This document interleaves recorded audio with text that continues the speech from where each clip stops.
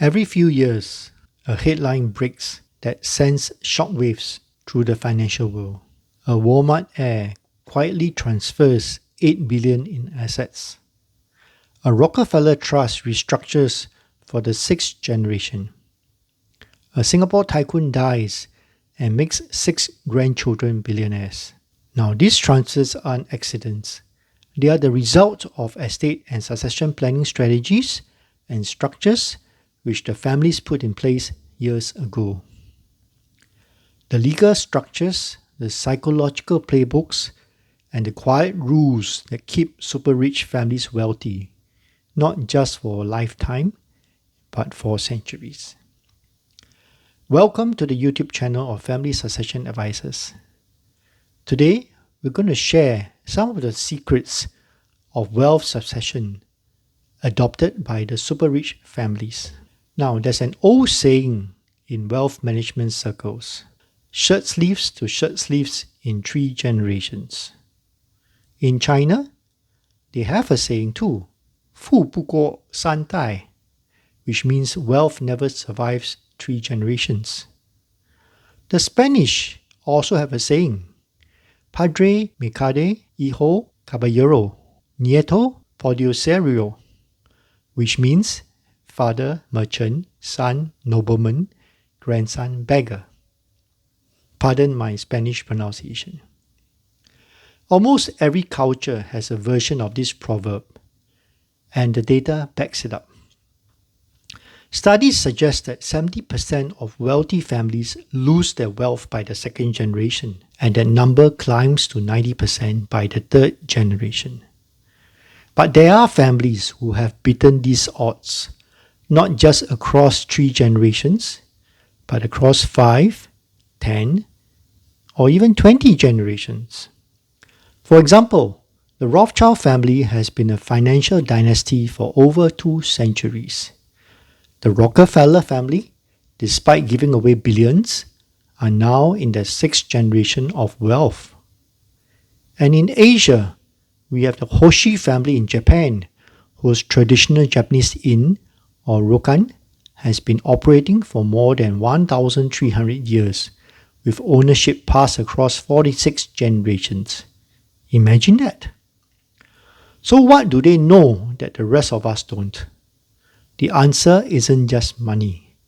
It's about having frameworks, legal, governance, and psychological frameworks. The super rich don't just accumulate wealth. They build frameworks and structures specifically designed to keep the wealth alive long after they're gone. And once you understand how these frameworks work, you will realize that you don't need to be super rich to also have this benefit you and your family. Now, let's break those frameworks down.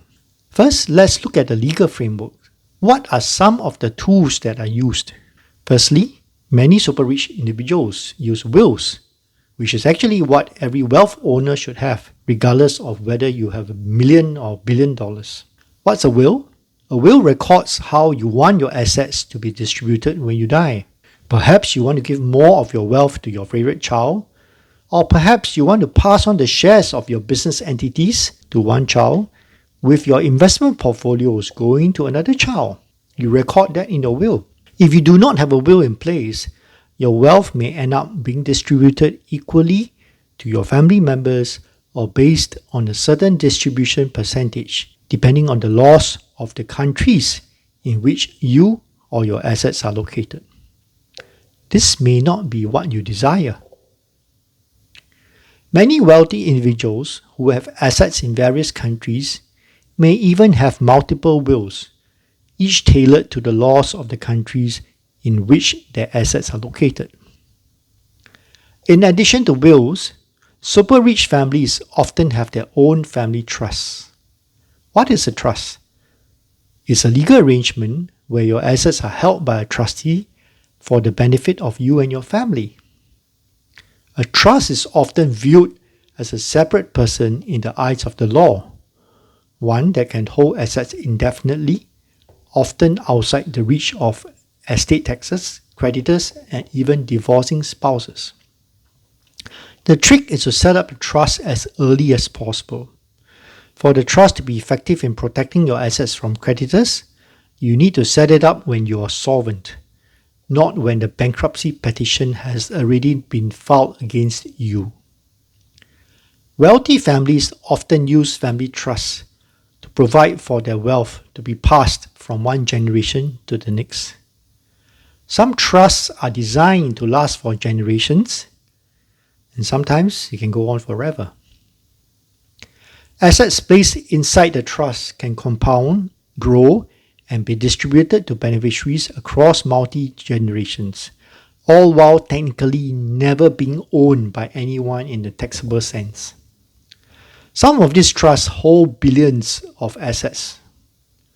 Now, distributions from the trust to beneficiaries may be staggered and made over a period of time. This ensures that beneficiaries who have not yet learned how to manage money wisely do not have access to large sums of money at one go. Other than wills or trusts, a number of wealthy families also have their own single family office, which is a privately held wealth management firm that exists solely to serve one family or various branches of a large family. There are estimated to be over 10,000 single family offices worldwide, managing an estimated $6 trillion in assets. Some of these family offices focus primarily on managing the family's investment portfolios, but a number of them also employ lawyers, accountants, tax strategists, philanthropic advisors, and administrators who may coordinate everything from estate planning to art acquisition to the education planning of family members. Now, these family offices often also serve as a training ground for a next generation family member to learn about business and finance. Now, here's the thing that most financial advisors won't tell you. Legal structures don't keep families wealthy. People do. And that is where most dynasties fall. The Vanderbilts, once the richest family in America, dissipated their fortune within a few generations, partly through a lack of governance and family unity. In Europe, the wealth of the Tyson family, which was built on the back of the German steel and coal industry in the late 19th century, was also significantly reduced due to the division of assets and lawsuits between family members. In Asia, we have the example of the Au family from Tiger Balm and Haw Villa fame, where the lack of professionalized governance and a strategic misstep with outside investors caused the family to be ousted from their own company as a result of a hostile takeover. So what do the successful dynasties do differently? The most sophisticated wealthy families create what is called a family constitution, a formal governing document that articulates the family's values, mission, decision-making process, and rules for managing shared wealth. Now, this isn't a legal document in the traditional sense. It's more like a social contract. It might define, for example, who is considered a family member for purposes of the wealth, who is entitled to benefit from the family's wealth, how family disputes should be resolved, what is the family philanthropic priorities, and how the family should communicate across generations. The Rothschild family, for example, has maintained a culture of regular family meetings and a shared sense of mission for over 200 years. That cultural cohesion is arguably more valuable than any trust structure. Another hallmark of dynasties that endure is a deliberate, structured education program for the next generation. From a young age, children in these families are often brought into conversations about money, responsibility, and stewardship. They may sit in on board meetings, shadow family office staff, or be required to work outside the family business before joining it. Or they may participate in family philanthropy as a way of learning how to deploy capital thoughtfully. The goal is to prepare the next generation family members to be equipped to receive significant wealth without being destroyed by it. This is more critical than people realize.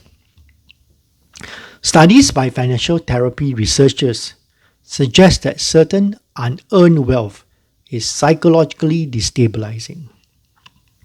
The families that survive generational transfer understand this and treat the preparation of the next generation very seriously. Indeed, in my experience working with families over the past 3 decades, especially in Asia, where a significant percentage of wealth transfer is from the founding generation, there is often a big difference in how the different generations view wealth or are able to recreate wealth if the wealth is lost. For example, if left with $100 in their pocket, the founding generation will know how to rebuild their wealth. Their children will probably not. Now let's talk about the actual moment of transition. The succession itself. Most people think that succession planning means just writing a will. For dynastic families, it is an ongoing, decades-long process. Rather than transferring wealth at death, sophisticated families begin transferring both assets and decision-making power incrementally, starting early. A child might be given responsibility for a small investment portfolio at 25.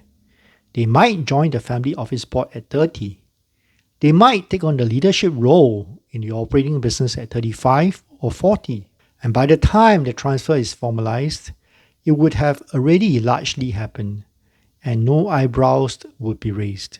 One of the most deliberated questions for families is how best to distribute their wealth amongst their heirs. Should the wealth be divided equally amongst their children?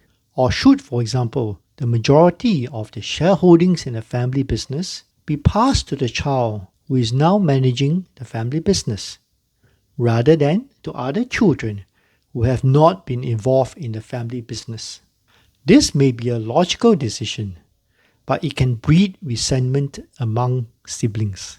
On the other hand, if the shareholdings in the family business is equally distributed amongst all the children, the child who has spent the past 20 years of his or her life helping out and running the family business may feel aggrieved that his or her siblings have not contributed much to the family business, but yet are given an equal share. The most sophisticated families solve this with a clear governance framework. Individual family members may have different roles and different distributions, but major assets are held collectively and governed by shared rules. Family members who have contributed to the family business or the growth of the family finances from their individual efforts would be separately and additionally rewarded for their contributions. Now, no discussion of dynastic wealth is complete without understanding the role of philanthropy, not just as generosity, but as strategy. Major philanthropic foundations often serve multiple functions for wealthy families. They may provide tax efficiency. In many jurisdictions, assets donated to a charitable trust or foundation may generate income tax deductions. They also build social capital and influence. For example, the Rockefeller Foundation, the Gates Foundation, and many other charitable foundations around the world are seen as institutions of extraordinary influence in global policy, scientific research, and cultural development.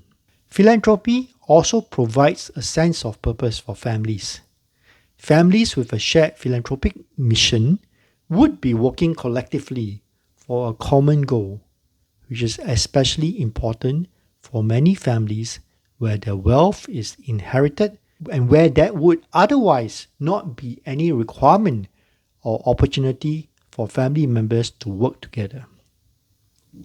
Some larger families embark on philanthropic projects where representatives from different family branches sit on the same philanthropic committee. This helps to bring different family branches closer together.